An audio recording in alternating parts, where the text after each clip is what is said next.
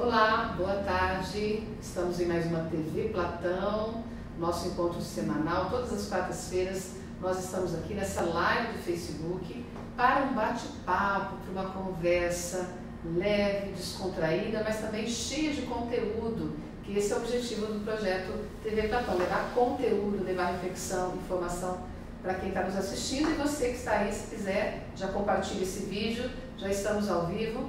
Hoje recebendo um ex-aluno, e a gente adora quando vem ex-para sempre aluno, que não foi meu, mas que já trocamos umas figurinhas aqui, André Ribeiro, do Grupo Riveza. Bem-vindo, André. Muito obrigado pela oportunidade, muito legal estar aqui de volta.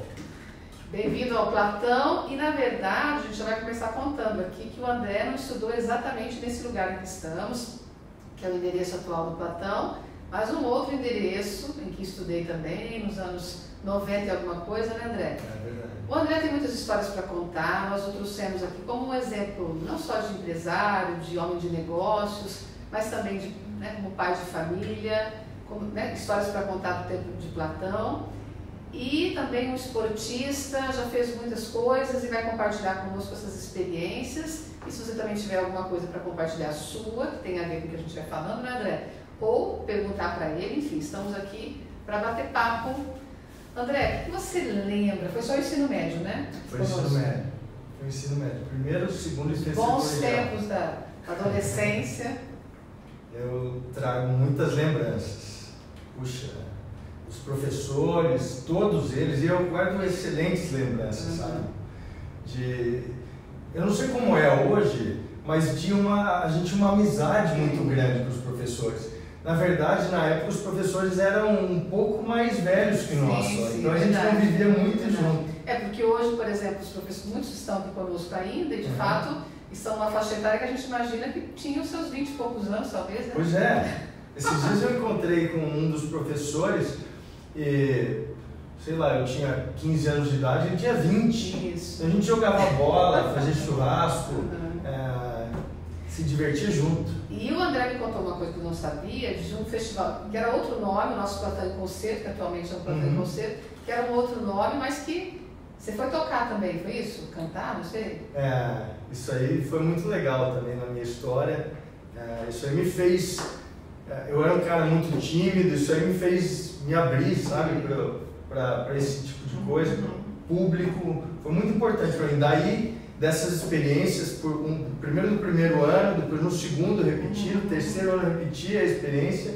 Isso aí depois eu evoluí, tive banda de rock e foi muito legal essa história. Até hoje eu tenho banda de rock, toco em lugares. Você tem contato ainda com os meninos e meninas da época? Você conseguiu? Tenho vários amigos, vários amigos. Então, gostoso isso. Isso ele contando, eu fico lembrando dos nossos alunos que neste ano, por exemplo, fizeram Platão em Concerto. E isso que o André falou é muito bonito, inclusive, de saber que às vezes é uma timidez ou sempre enfrentamento, né? O palco, plateia, e vejam que lembrança, né? Ele já com 40 e poucos anos, 40 e pouco, bem pouquinho, que é mais do que eu, mas que guarda, não é, André? E é uma coisa tão fresca, não é? Puxa, é verdade. Isso aí... Vocês não estão vendo aqui, mas eu olho para ele, por isso que eu vejo a lembrança nos olhos aqui. E era divertido, acima de tudo divertido.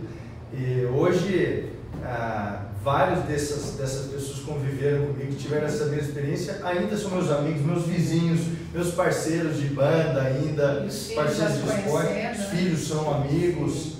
E eu tenho certeza absoluta que, além dessa experiência ter sido legal para mim, em termos de cultura mesmo, de banda, foi legal para a minha vida até profissional, sabe? Porque hoje eu tenho uma capacidade de me relacionar que eu tenho certeza que essa experiência serviu para eu melhorar minha capacidade de relacionamento com as pessoas, com o mundo, né? Que é tão fundamental para a gente evoluir enquanto profissional. Enfim. A gente sabe o quanto essas experiências da adolescência, da infância também, mas na adolescência não é que às vezes existe um pouco de receio, aliás, receio grande do que o outro vai pensar. Muito bem, o André, enquanto esteve aqui conosco, ele faz parte de uma família muito tradicional, né? Família Ribeiro de Maringá, ele vai contar um pouquinho do avô. A família já tinha uma empresa que já era grande, não é? Quando você entrou no ensino médio, você disse que tinha 14. Mas, embora já tivesse uma história, ele me contou também que nas primeiras férias do ensino médio, o pai dele já chegou com uma notícia, não foi isso? É verdade. Me lembro que eu tinha 14 anos, minhas primeiras férias, no dia seguinte meus amigos foram para o clube, me ligaram, não tinha celular, né? Me ligaram no telefone fixo. Pô, vamos para o clube, vamos pegar a bicicleta e vamos para o clube. Eu estava saindo de casa, meu pai me grudou e falou, não, nós vamos trabalhar. Como assim trabalhar? Nós vamos trabalhar. Sim. E foi assim que eu comecei a trabalhar, com 14 anos, na época das férias, fui para a empresa e me lembro bem do primeiro dia, eu falei, mas eu vou fazer o quê, né? Eu não sei fazer nada. Ele falou, você vai espanar peça no estoque de peças. Sim. E assim eu fiquei 6 meses espanando peças e vendo a coisa acontecer. Quanta aprendizagem, né? Hoje, na minha função, se eu olhar qualquer peça, eu sei o nome, para que serve e até o part number de cada peça. É o cargo de gestão que você ocupa, né? Mas precisa esse chão de fábrica, né? Uma coisa que começou de lá. Ô, André, e para quem está nos ouvindo, conta um pouquinho da história do grupo Riveza, né? Que começou lá com o seu avô vindo de Portugal, isso nos anos... Puxa, nos anos... Maringá estava ainda engatinhando. Final dos anos 30, começo dos anos 40. Ele veio com a família de Portugal, ele ainda adolescente, e largaram tudo que não tinham lá, mas vieram com a mão na frente e outra atrás. E chegaram aqui, e logo que chegaram aqui, viveram no interior de São Paulo um pouco tempo, e logo ele ouviu um comentário que iria se abrir terras no interior do Paraná. E ele falou, puxa, não tenho nada a perder mesmo, vou descobrir o que é isso aqui. Né? E ele veio para cá. Na verdade, naquela época ainda não existia a cidade de Maringá. Foi um dos pioneiros da cidade. Ele veio para cá, começou com alguma reserva ou com alguma economia que ele fez. Ele começou a investir, ele tinha um viés, perfil comercial muito grande. Então ele começou a investir, foi a primeira casa comercial de Maringá, na verdade na época chamava Casa Ribeira, era uma casa de secos e molhados, vendia de tudo, desde roupa, alimento, até matéria de construção e de tudo. E aí ele viu no mercado, embora estivesse começando de automóveis, uma outra oportunidade para crescer. Aí ele começou a perceber que as carroças começaram a vir com mais frequência. Ele costumava me dizer que vendia muito pneu de carriola. E daí carroças, começaram os carros. E daí ele começou a se especializar nesse ramo de peças, de veículos, de pneus, de veículos, e assim ele começou a se especializar. Você se lembra dele contando essas histórias? Me ou lembro. O seu pai também conta, mas você lembra dele? Me lembro dele. Eu tive a oportunidade de conviver até meus 18, 19 anos, conviver com ele. Lembro muito de ir para a fazenda com ele e ele contar muita história. São outras lembranças, né? Memória afetiva, ninguém tira. Inclusive, Francisco Feio Ribeiro é o nome já há uns 25 anos, você imagina, do nosso parque de exposições, uma homenagem, né, à história do senhor Francisco. Inclusive o tema, né, André, que nós colocamos, como o André vai falar de muitas coisas, o que a gente coloca como tema para o nosso bate-papo? Aí eu li em alguma matéria sobre o grupo de vocês, dessa frase, é preciso acreditar, que eu imagino que o seu avô tenha dito, não sei se foi um momento específico, se era um lema que ele tinha para a vida disso. Era um lema. Que imaginar chegando, né, nessa mata que devia ser Maringá e pensar nisso tudo. Mas sabe que de fato era um lema que ele tinha, né? Ele falava muito disso aí. Mas eu sentia nele que esse era muito mais profundo do que simplesmente é preciso acreditar e ser otimista. Sim. E acreditar que vai acontecer. Uma frase de para-choque de caminhão, né? Era assim, no interior dele tinha assim, que é preciso acreditar, sim, que as coisas acontecem, mas para que aconteça você tem que plantar, acreditar, ter disciplina, persistir, ser resiliente, para que aí sim você vai colher e sim vai dar certo. E você lembra, por exemplo, não talvez no ensino médio que você ia lá, você não ia na empresa com frequência, mas nas férias, né? Que você foi aprendendo. Não, mas aí eu já, dessa experiência das primeiras férias, eu nunca mais parei. Inclusive no período de aula também. Sim, estudava de manhã e conciliava. Aí o André fez administração, não é isso? E tal, falando desse lado muito lógico, matemático, mas também de lidar com pessoas, eu acho que isso é importante falar, né?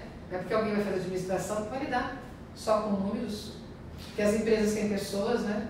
Lidar com contrário, pessoas, na verdade, né? Hoje, com a experiência que eu tenho, eu estou na empresa então há 27 anos como gestor de empresas, né? Então, nessa experiência que eu construí ao longo desses 27 anos, eu entendi que muito mais do que matemática tem a ver com relacionamento, com liderança e com se comportar e dar exemplos e ter jeito com as pessoas, muito mais do que qualquer coisa. Naturalmente, você tem que entender de economia, você tem que entender de tendências de mercado, ter visão, ter acreditar, né, como o senhor Ribeiro falava, ser otimista, e mais do que qualquer coisa, você conseguir, através de você conseguir estabelecer conexões, tanto conexões de relacionamento com pessoas, quanto conexões entre dados de mercado, dados econômicos, dados financeiros internos, expectativas, tendências. Mas a interpretação disso tudo que está acontecendo. Exatamente. Isso aí o André e eu falamos muito de atitude, porque o que eu disse para ele? Que o fato dele, né, o seu Ribeiro chegou aqui, começou do chamado começar do zero. O seu pai já, né, teve uma outra história, e você outra, mas o fato de nascer numa família que já tinha escrito, né, bons capítulos dessa história comercial, não é uma garantia de que, olha, herdeiro, teu destino está garantido. Eu acho que isso é muito importante falarmos, porque muita gente vai ter essa imagem, né? Nasceu naquela família, está tudo certo, mas quanto você teve, não só porque teu pai te chamou para trabalhar na cena, mas quanto você aprendeu que era preciso fazer, né? Para manter isso tudo. São lições, né, que você aprendeu. Eu acho até que, pelo contrário, o fato de você não partir do zero e partir já de algum lugar te traz uma responsabilidade, um peso, na minha opinião, até mais difícil de carregar do que tem uma comparação, querendo ou não. Poxa, tem uma responsabilidade gigantesca. Continuar, né? Mas você comentou sobre o meu pai me puxar para esse caminho empresarial. Na verdade, ele me puxou quando eu era adolescente, me estimulou, mas para eu aprender a ser gente. Responsabilidade, justo, disciplina. Não, em momento algum eu fui forçado. Olha, você vai trabalhar aqui para seguir o caminho, para suceder, em momento algum. E talvez até essa leveza na condução disso tudo, né? Quer dizer, você conseguiu experimentar, ter contato com isso e de forma muito natural percebeu que era isso que você queria. É verdade, eu fui entendendo isso ao longo do tempo. Foi gostando. E o teu papel hoje, assim, de maneira, eu sei que é muita coisa, mas aí você se formou e começou. Qual foi o teu caminho dentro da empresa? Eu me formei, segui as formações, com pós-graduações, com vivência internacional, experiências internacionais e evoluindo dentro da empresa também. Falei que minha primeira experiência foi de espanar estoque, mas depois eu fui fazer lançamentos contábeis por muito tempo, lançamento parecia um robô fazendo. E depois passei pela área comercial, passei pela área de pós-venda, passei por todas as áreas financeiras, passei por todas as áreas da empresa. Isso sem dúvida nenhuma foi fundamental para que hoje eu conseguisse performar profissionalmente bem em termos de gestão empresarial. Hoje eu sou o líder da empresa, o CEO da empresa. E André, você percebe nos novos talentos, ou nas pessoas que vocês estão acolhendo, por exemplo, recém-formados, essa visão que você hoje tem, ou já tinha, da importância de lidar com pessoas, que são valores que a gente trabalha muito na escola, e você mesmo ratificou que lembra de quanto isso foi importante, porque independente do vestibular, nós preparamos para o vestibular, que tem que ser aprovado, mas quanta coisa, quanta vida existe após o ingresso na universidade, que seja durante o curso, a conclusão, você acha de maneira geral, sempre muito geral, como é que os jovens estão chegando ao mercado para viver isso tudo, essa pressão? Olha, sem dúvida nenhuma que mudou muito, A gente, na nossa geração, a gente conviveu com outro tipo de desafios. A gente tinha desafio. Me lembro que eu chegava em casa e a minha mãe me via na hora do almoço e exigia que eu voltasse até as 10 da noite. Sim. O que acontecia nesse interim era responsabilidade minha, somente minha, não é? E hoje em dia, eu, por exemplo, não deixo minhas filhas darem 2 passos fora de casa sem que eu esteja monitorando. Então, são tempos diferentes e também, no sentido de profissional, a minha área de negócios, a área de administração de empresas, é uma área muito ampla. Sim. Eu penso que uma simples faculdade não faz um bom gestor, mas nem 10% de um bom gestor de empresas, diferentes naturalmente de um médico que ele precisa, um profissional liberal que ele precisa estudar, e o tempo da faculdade é extremamente fundamental, e que talvez 80% da performance dele profissional ele vai tirar de lá. Na área de humanas, de gestão de empresas, que quando eu estudava aqui no Platão, eu pensava que gestão de empresas era 90% racional e matemática, né? Hoje eu percebo que não. Gestão de empresas é talvez 60%, 70% humano. Então, relacionamento. Então eu penso que essa nova geração, com toda essa tecnologia, vivem o dia inteiro no WhatsApp, e com essa dificuldade de relacionamento. Eu tenho preocupação com relação a isso aí, sabe? Para essa geração de lidar com frustrações. Eles só veem Facebook, Instagram. Você não publica nada ruim de você no Facebook e no Instagram. A vida como ela não é.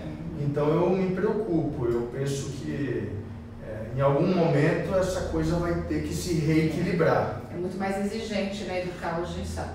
O André também é um destaque nos esportes. Eles vão estar comigo nos bastidores, muito interessante, ele falou assim: eu nunca fui o melhor, mas, né, em alguma coisa específica, mas sempre tive uma pluralidade de habilidades e talentos, e isso pode ser muito bem-vindo também. A gente tem que fazer sempre o melhor que pode, mas não quer dizer necessariamente que seremos o melhor, né? Estaremos no pódio. Conta das suas experiências, assim, então, vamos elencar que você já fez de esporte, que te ensinou muito também, né? Te ensina até hoje. Sem dúvida. Só para contextualizar isso, vocês têm toda a razão. E eu me lembro da minha mãe, me lembro do meu avô falando que eu preciso acreditar, e me lembro da minha mãe sempre dizendo que a vida, o sentido da vida está no equilíbrio. Sim. Nem de mais, nem de menos para nada, né? Então, e nessa história, então, o esporte na minha vida foi assim. Eu me lembro com 4 anos de idade já indo para natação, participando de competições, depois voleibol, tênis, depois tantos outros esportes, motocross, fiz rally, enfim, nem me lembro, mas o futebol, como todo moleque brasileiro, né?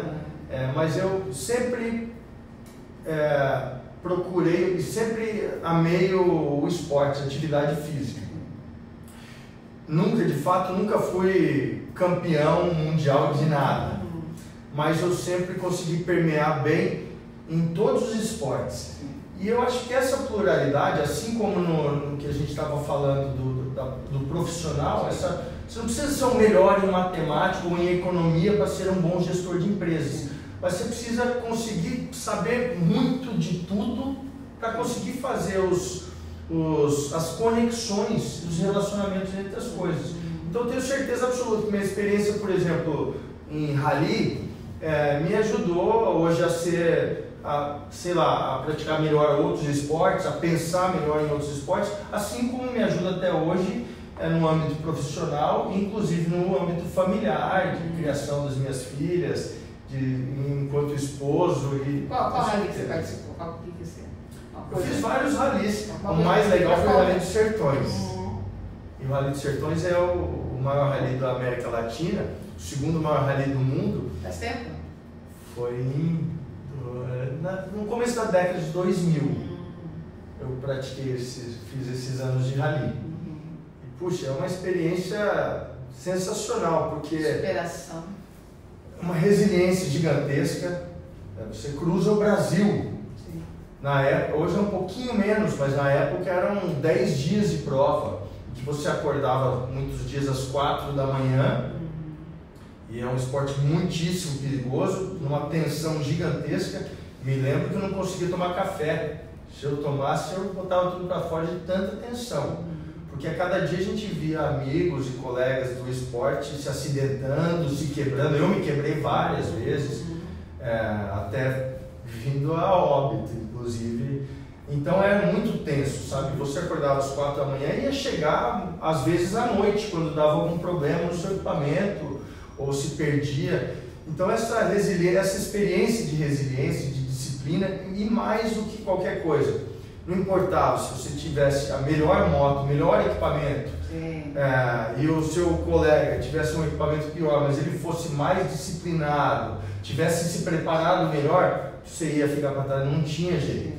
Então isso aí te mostra que a vida de fato é um equilíbrio entre várias coisas. Não adianta você ser extremamente estar bem preparado fisicamente e não ter a técnica, não adianta você ter toda a técnica e não ter o equipamento. Então é a velha história do equilíbrio entre várias coisas. E o André comentou comigo também que, indo ao encontro dessa reflexão sobre esporte, de como que isso pode ser até um critério de desempate, esse envolvimento com o esporte, com a disciplina, com todos esses valores sobre os quais ele está falando, nas grandes empresas. Conta para eles aquilo que você me falou que era o processo de seleção, né? Eu tive essa semana em São Paulo, semana passada, fazendo uma parceria com uma empresa grande a nível nacional de recrutamento, headhunting.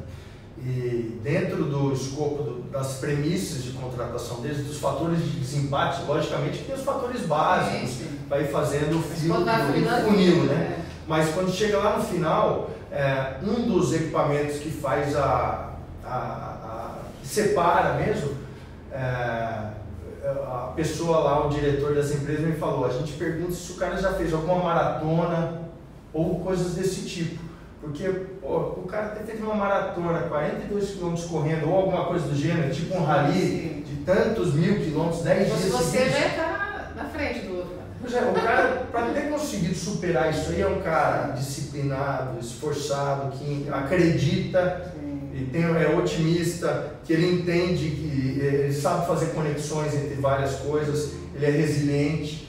Então isso aí é um fator hoje em dia de definição e de seleção. E aí veja, de novo, e como que esses valores são importantes na adolescência, que seja o esporte, né, trabalho em grupo, a responsabilidade, porque às vezes na adolescência eles não vão ter essa percepção do quanto isso é importante.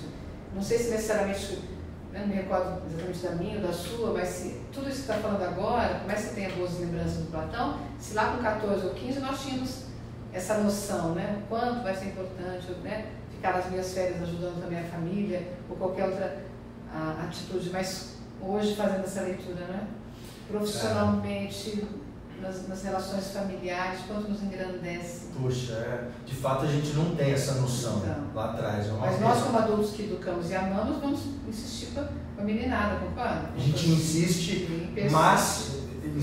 persiste, tenta colocar isso na cabeça deles, mas na prática a gente sabe que é só a vivência que vai. Não adianta eu falar, você falar, só a vivência que vai. E no caso dos filhos, a gente vai estar por perto, mas de alunos a gente fala, gente, a vida vai ensinar. Um dia talvez eu não esteja perto para ouvir, porque às vezes a gente fica naquela coisa, um dia você vai reconhecer que eu te ensinei, mas não tem problema, acredito que aos pouquinhos eles vão vivendo isso tudo. André, estamos terminando, você viu que o nosso vermelhinho ali já está passando. Para o futuro, né? Eu sei se as suas filhas são pré-adolescentes, adolescentes, certamente você pensa nisso também, mas para você, para a tua empresa, ou até para esporte, tem algum desafio que você não viveu ainda, que tem vontade, falando, olha, isso eu preciso viver. Olha, eu penso que no esporte eu tenho o sonho de continuar.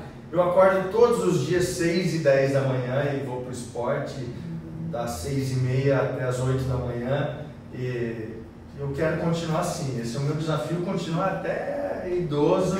Esse é o meu desafio esportivo.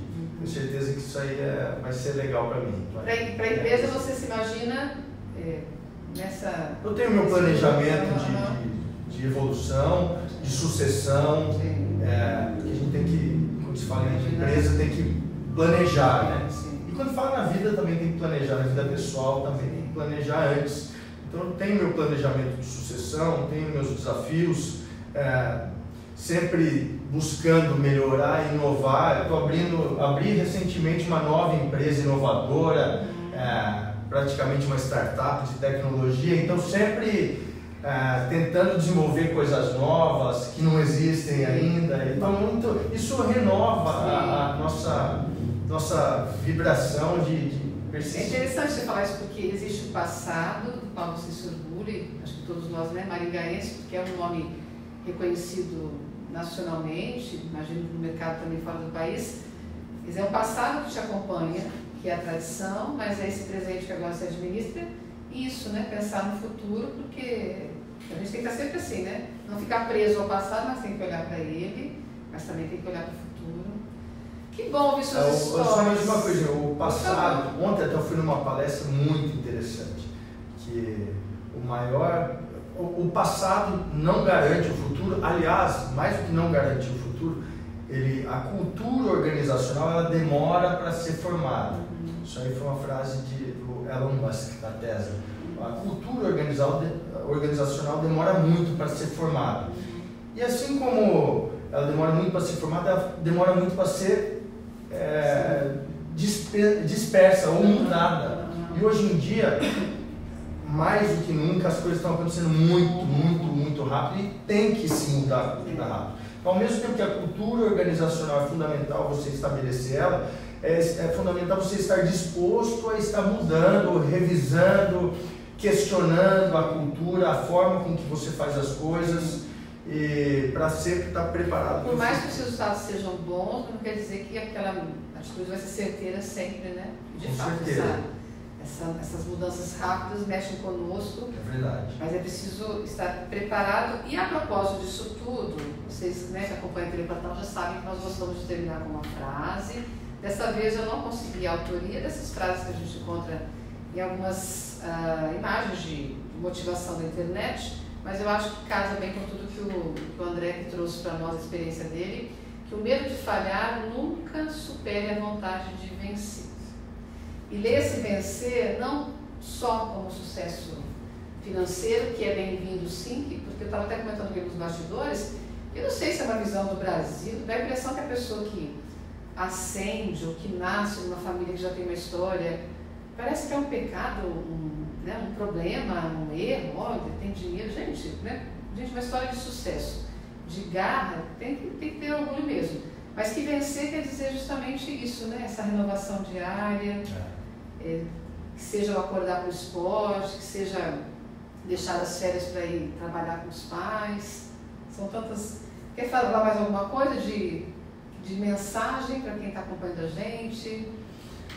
Nós estamos muito felizes com a sua vinda. Poxa, eu agradeço também muito. Fazia tempo que eu não vinha aqui no Platão.